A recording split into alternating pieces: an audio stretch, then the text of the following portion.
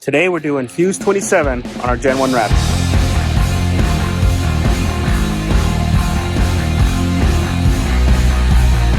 Hey guys, we keep it dirty off-road. Welcome back to the channel. Today we're taking care of the dreaded Fuse 27 on the Gen 1 Raptors. If you're here, you're wondering, why do you need to do this? And second of all, should you do this? Let's start off by saying that Ford makes an actual part kit for this. It's a relatively simple part kit. It's just a couple wires and a fuse. But that's how serious this is, that Ford actually has a part kit to repair this. So this right here, this 20 amp fuse, that right there is Fuse 27. According to the owner's manual, Fuse 27 is the fuel pump relay power. When Ford designed this fuse panel, that fuse is actually a little small for the amount of power draw that's going through there. It actually should be one of these more robust, larger fuses to run it. And what normally happens is if you don't switch it, eventually that will melt. Typically, you'll see a lot of these get stuck or they get melted in there. And in worst case scenario, that'll actually catch fire and destroy your whole electrical system. So this is something you do have to take seriously. Now, if you read the forums, there's kind of two camps on this one, right? There's some that say you have to do it, and others say they've had their truck for 200,000 miles and it's never happened. This is one of those where I would say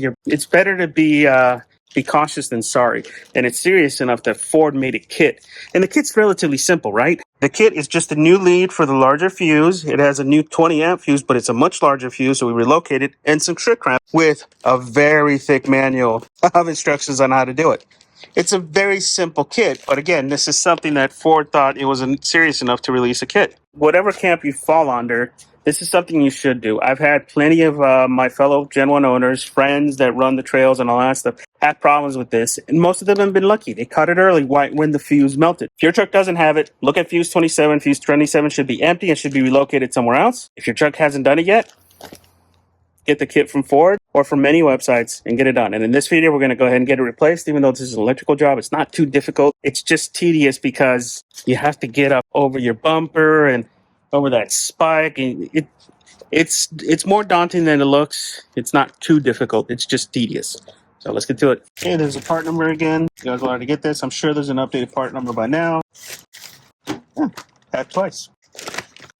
Okay, so like I said, relatively simple kit. It's a new lead for the larger fuse. It's the same amperage fuse, but it's a larger fuse that can handle more current. That's not gonna fail on you. 2 shrink wraps so you can properly finish that up. And then finally, a label for your fuse box to know that Fuse 27 was relocated to Fuse 7. Now, it's got some pretty extensive instructions. So let's take a look at this. Step 1, remove the thing. Verify if it's melted. Ooh, okay. So first one wants us to melt it.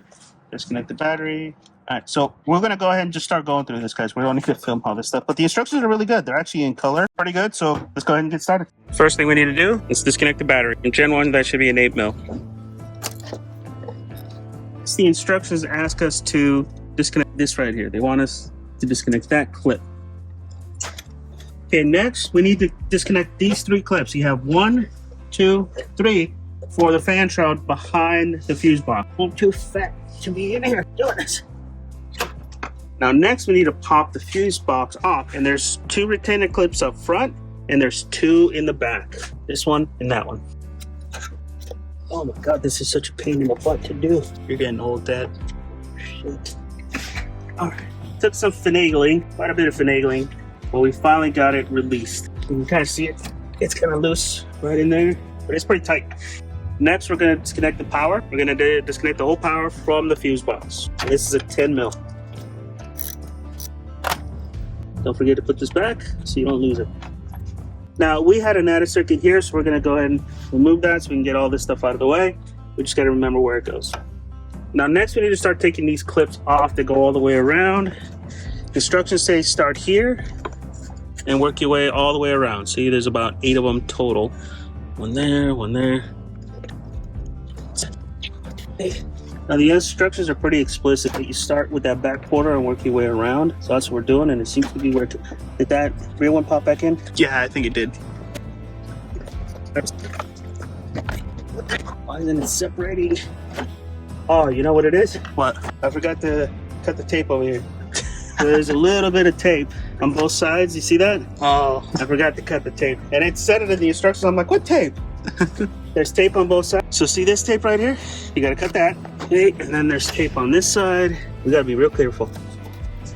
See, just be real careful when you cut that. It helps if you pay attention to the instructions. Rookie mistake. And there we go. That gives us the axis we're gonna need. I am going to pop that off though, because that's getting freaking annoying. You say that, but it could be annoying to put back in. Oh, I know, because this thing doesn't want to pop off. Look at this thing. It's like saying no. Oh my God. Oh, fucking A. Okay, so we popped this off. Unfortunately, that broke off. Whatever. Now what we're gonna do is we're going to pop off fuse 27 and locate it underneath, because we're going to need to get that cable, steal that cable for the new location, which is going to be what?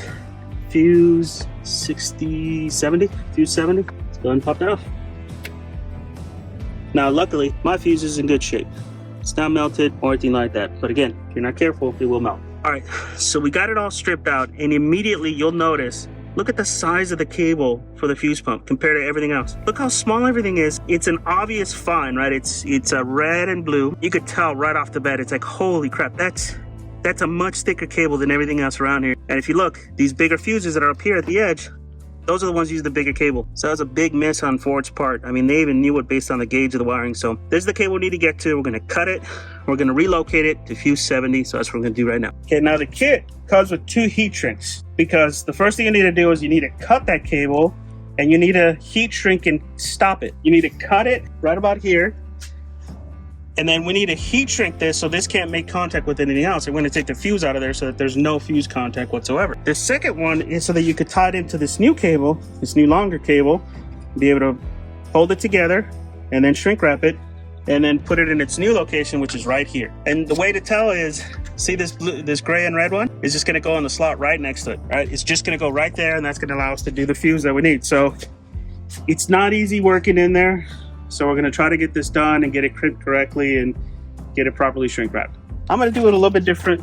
I'm actually going to solder the connection because I want it to be as strong as possible. This is a truck that's going to see a lot of abuse off-road, so I want that to be solid. So I'm going to cut that out. I'm going to strip it, solder it before we put the heat shrink on there to give it as strong as possible chance to stay close. So first things first, we're going to cut the existing wire and get enough to be able to tap it. So the way to tell which one it is, it's part of this white section, and it is the thickest cable here that's blue and red. Now the instructions say you only want to come down about 3/4 of an inch. So that's what we're going to do. We're going to cut it about there. Moment of truth.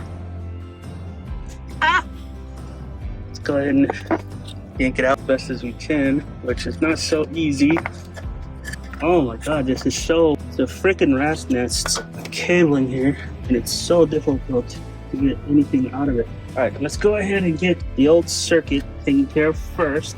So we're just going to put it in all the way. All right, and the instructions say to heat this up and then pinch it.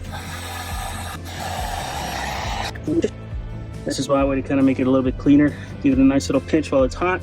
Got a little bit extra off because I want it clean as possible. Let's give it some more heat. We need more fire. There you go. The old circuit is now closed off. Okay, now like I said, I'm going to solder it because I want as strong as possible connection. And before you do your thing, make sure you put the heat shrink in there. Otherwise, you're going to regret it later because it may not go over this. It should, but better be safe than sorry. Let's go ahead and strip this. What size is this? It looks like pretty heavy gauge. Yeah, it's tall gauge. That's some thick cable. The instructions say they want you to do that. It's interesting. We're gonna do what they say, but we're gonna solder it.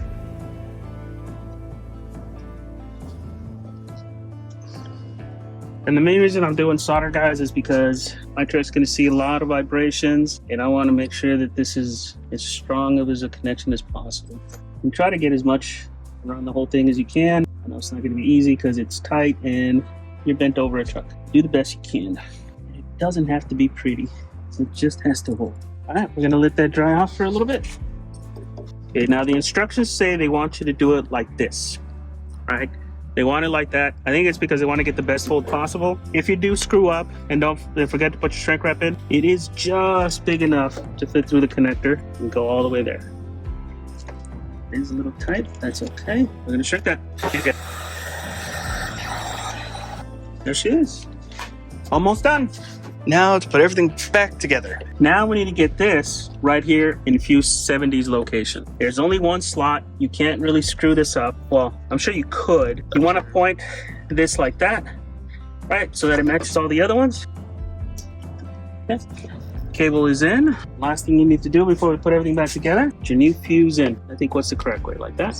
And there she is. Now we just gotta put everything back together again. Hope it goes back together and hope she turns on, because if we did this wrong, she won't turn on. So as you're putting everything back, make sure you're not pinching any cables, especially your brand new one. Your brand new one has a tendency to get pinched. It's a pain in the fucking ass to put back together. Yeah, my guide's in there. Okay, that's what it is. Okay. There she is, all the way down. Because there was tape here before, I'm gonna add a zip tie on each side.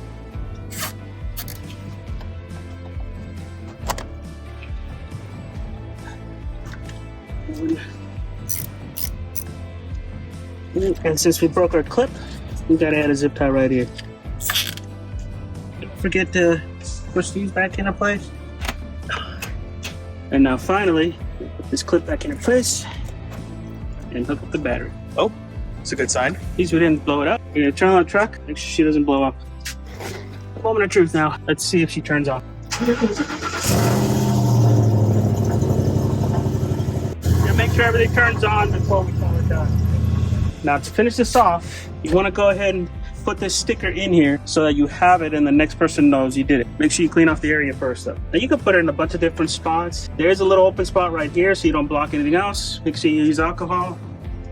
Install the provided sticker. Now I probably know that this is gonna fall off at some point, but it doesn't matter. I still want it on there so that it's known that it was done and it doesn't have to be redone.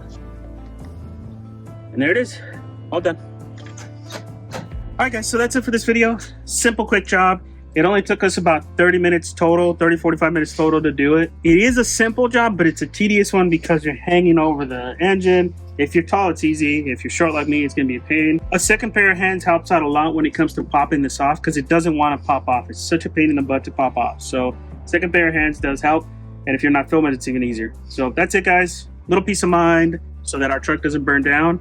And hopefully you guys, it helps you guys too. Any questions or comments below, please consider subscribing. We have a lot of videos on the channel and DIY content to trips. If you guys want to join us on a run, make sure you guys follow us on Instagram.